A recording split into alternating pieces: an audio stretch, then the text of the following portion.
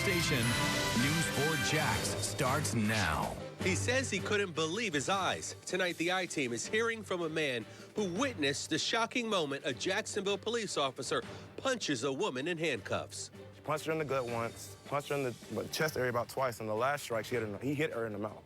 And at this point, I'm just like, wow, I can't believe it. He called the I-Team hotline after he saw the woman telling her story exclusively to News 4 Jax. Everyone was so cavalier about it afterwards, too. It was it happens all the time. Like, you just fix your uniform and go back to reading your paper. Like, that's really inhumane. That man who witnessed that is Lucius Richardson, and he says he watched helplessly as Officer Akinyeme Borisade punched that woman, Mayra Martinez. Borisade was fired almost immediately, but Richardson says the other officers in the video should also be held accountable. The I-Team's Jim Pickett joins us live now from JSO headquarters with what else this witness had to say. Jim.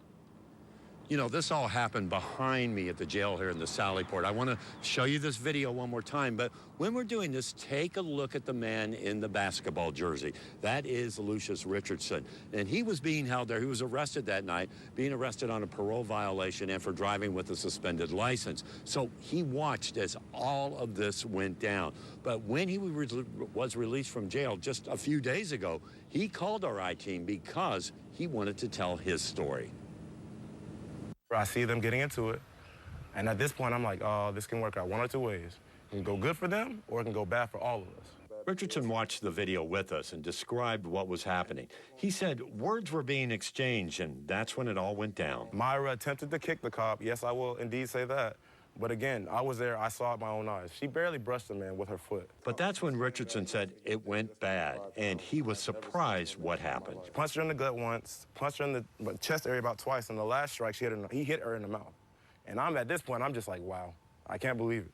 I can't believe it. I don't know what's going on. Richardson says even though he was handcuffed, he wanted to step in. I thought about jumping in and trying to prevent it, but again, I think we all know how that would have played out. But he says what happened next is what really upsets him. The way she hit her head is on pure concrete. She lost consciousness and fell, and her head hit the concrete with a thud.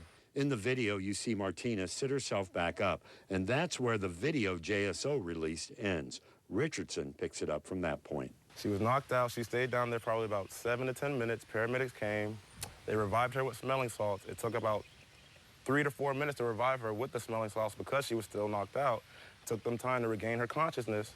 And once she regained consciousness, she was asking what happened. And now Richardson says he wants something to be done, particularly to the other officers just seen standing around. I feel like all 3 cops in that vicinity should have something should be done.